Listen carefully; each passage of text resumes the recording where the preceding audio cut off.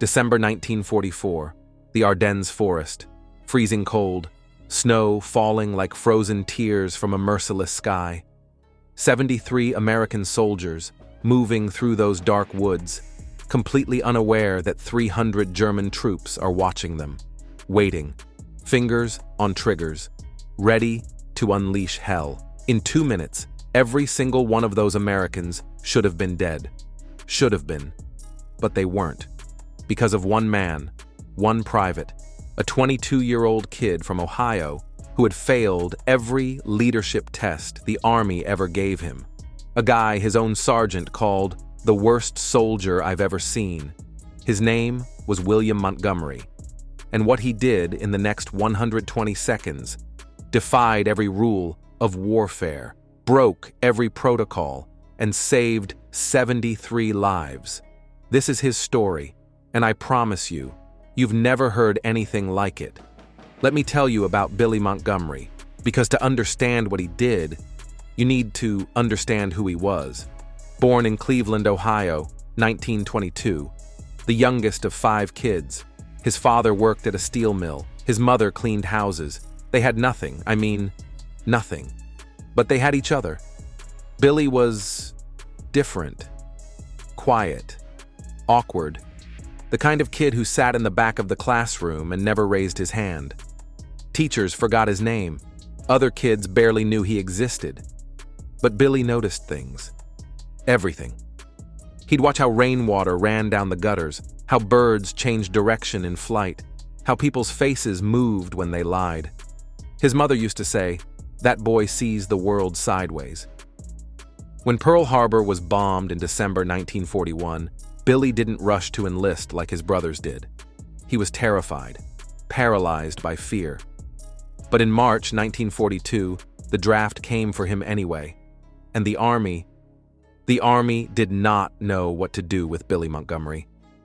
Basic training was a nightmare. He couldn't do push-ups, couldn't march in formation. During rifle training, he'd freeze up. His hands would shake so badly he could barely load his weapon. His drill sergeant, a man named Kowalski, pulled him aside one day and said, "Montgomery, I've trained thousands of men, and I can always tell who's going to make it and who's not. You're going to get yourself killed, and worse, you're going to get other men killed too." Billy just nodded, because he knew Kowalski was right. He failed out of airborne school, failed out of ranger training. They tried to make him a medic. He fainted at the sight of blood. They tried to make him a clerk. He couldn't type.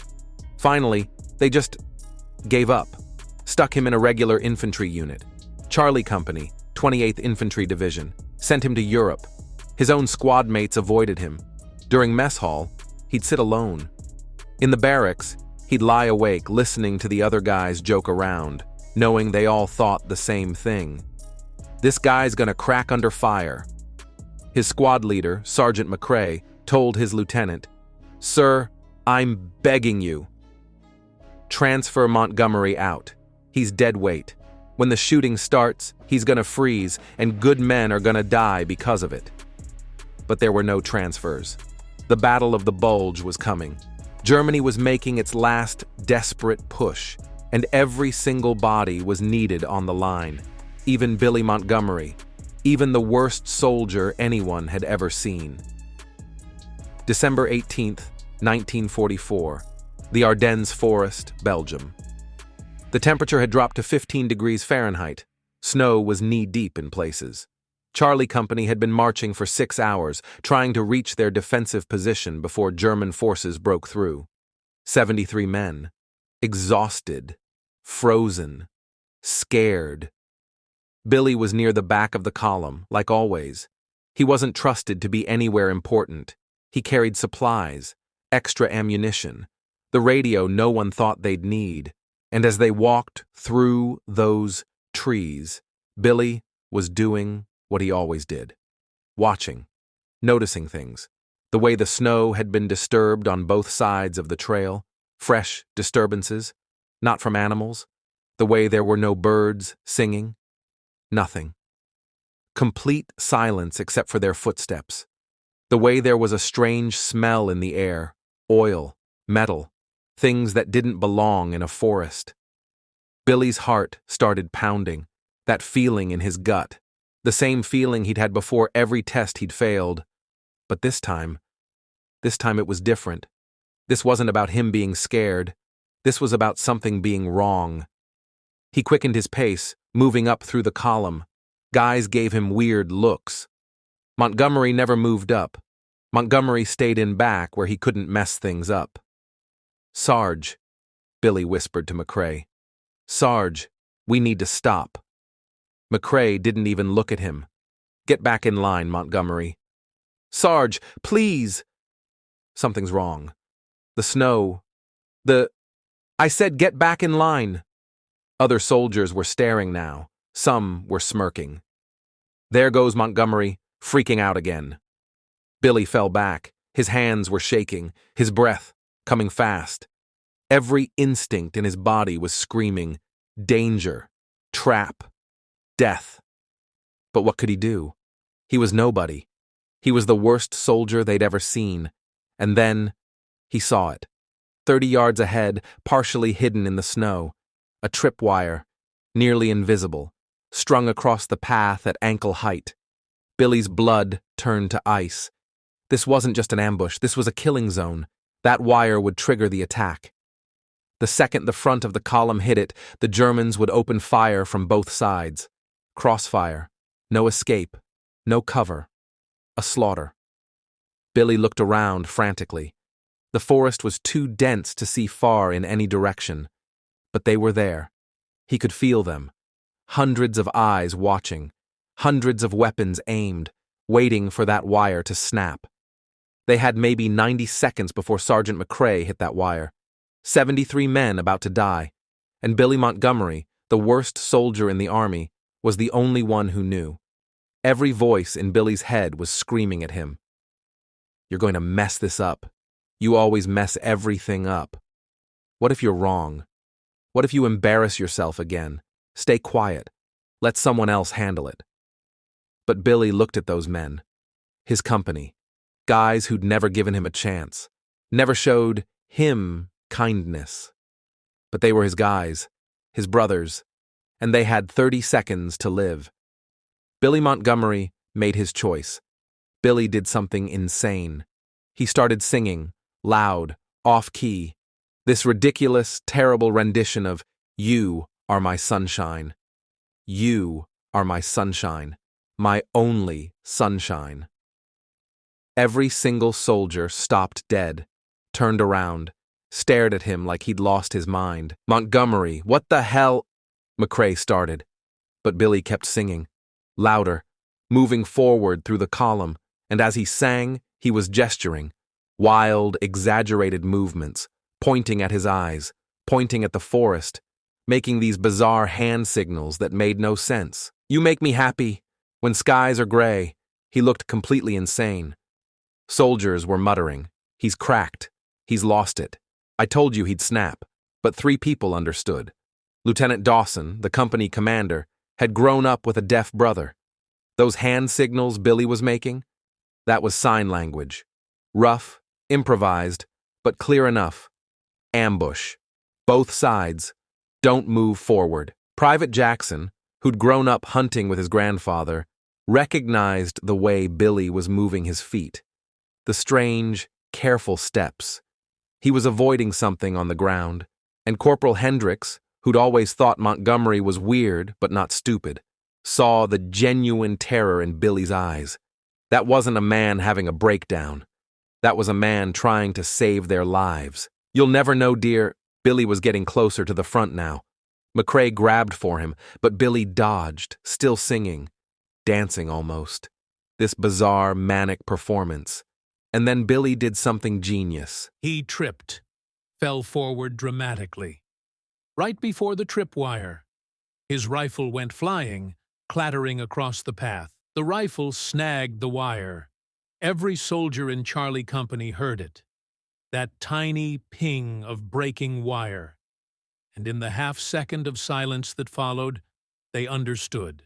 The forest exploded with muzzle flashes, hundreds of German weapons opening fire from positions on both sides of the trail. But the Americans weren't in the kill zone anymore. Billy's performance had bunched them up, stopped their advance, kept them back from the wire. "Ambush left and right! Take cover!" Lieutenant Dawson screamed. The Americans scattered. Dove behind trees, returned fire. It was chaos. Bullets whipping through the air, men shouting, the crash of artillery starting to fall, but they weren't caught in the crossfire. They weren't clustered in the kill zone. Because of Billy's warning, they had scattered before the ambush was fully sprung. The Germans had planned for a 30-second slaughter. Instead, they got a firefight, an even fight. And Billy Montgomery, the worst soldier in the army, had given them that chance. The firefight lasted 17 minutes. Felt like hours. Charlie Company lost 6 men. 6 good soldiers who gave their lives fighting back against an enemy that should have killed them all. But 67 men lived. 67 men who were supposed to be corpses in the snow. When the Germans finally retreated, when the smoke cleared and the terrible silence fell, Lieutenant Dawson found Billy. He was behind a tree, shaking so badly his teeth were chattering. He'd fired his weapon twice in the entire battle. Missed both times. Dawson knelt down beside him. Put a hand on his shoulder. "Private Montgomery," he said. "That was the bravest, smartest thing I've ever seen a soldier do." Billy just looked at him with tears in his eyes and said, "I can't believe I just did that. I can't believe I didn't freeze." Here's what happened in the weeks after. The story spread through the 28th Infantry Division like wildfire. The soldier who sang his way through an ambush, who saved his entire company by pretending to go crazy, Billy Montgomery, became a legend. But here's the thing about Billy. He didn't change.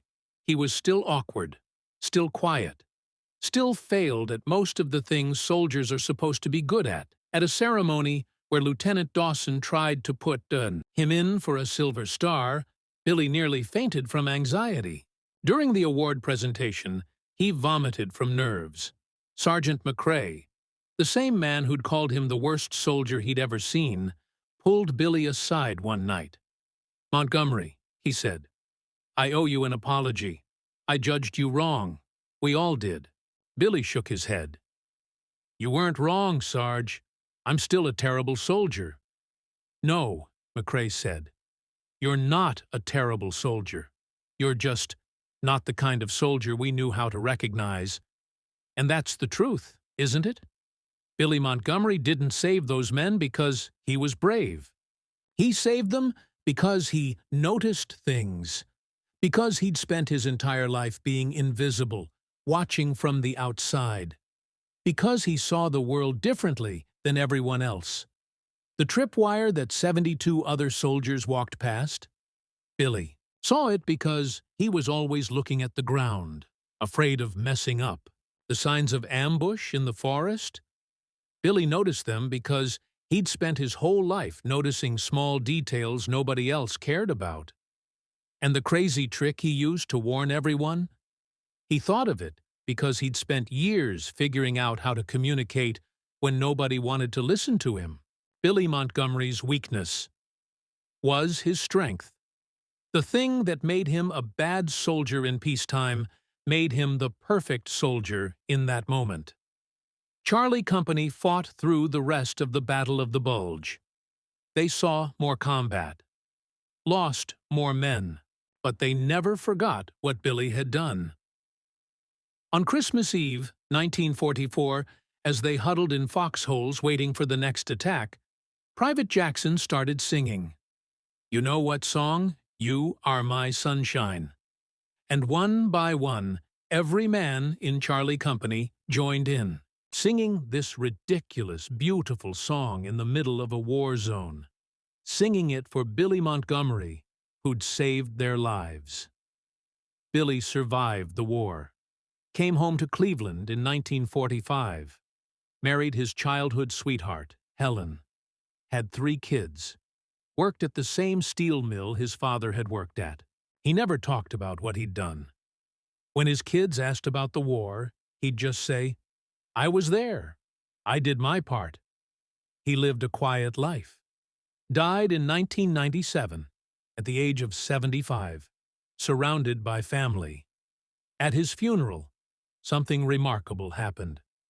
13 old men showed up. Elderly now, but they'd traveled from across the country. Former members of Charlie Company. They stood in their old uniforms, barely fitting after 50 years, and they sang, "You are my sunshine, my only sunshine." They sang for their friend, their brother, the worst soldier who'd saved their lives. So what's the lesson here? Why does Billy Montgomery's story matter? Because it reminds us that heroism doesn't look like what we expect. Billy wasn't a natural leader, wasn't strong or fearless or charismatic. He was scared every single day of his life. Failed at almost everything the Army asked him to do. But when it mattered most, when 73 lives hung in the balance, Billy Montgomery didn't freeze. He'd been told his whole life he was going to freeze, that he'd let people down when it counted. And you know what? He proved everyone wrong by being exactly who he was. He didn't try to be Sergeant McCrae or Lieutenant Dawson. He didn't try to be the hero from the movies. He used his own unique way of seeing the world, his own strange brain, his own awkward methods. And it worked. I think about Billy Montgomery when I feel like I'm not good enough, when I feel like my weaknesses make me useless, when I feel like I don't fit in. Because Billy teaches us that the things we think make us weak might actually be our greatest strengths. We just need the right moment, the right crisis, the right chance to show what we're capable of. How many Billy Montgomerys are in your life right now? Quiet people who notice things. Awkward people who see the world sideways. People who fail. The tests society sets for them, but might save your life if you'd just listen? How many Billy Montgomerys are you dismissing? And more importantly, are you a Billy Montgomery? Are you walking through life thinking you're not good enough? Not brave enough? Not strong enough? Waiting for the moment when you'll inevitably let everyone down? Because Billy Montgomery was thinking those exact thoughts. Right up until the moment he saved 73 lives by singing, "You Are My Sunshine." December 18th, 1944. The Ardennes Forest. 73 American soldiers walked into a German ambush. 73 American soldiers should have died, but 67 of them lived. Because of one man who'd been told his entire life he was worthless. Private William Billy Montgomery. The worst soldier anyone had ever seen. The best soldier anyone could hope for. Remember his name. Remember his story.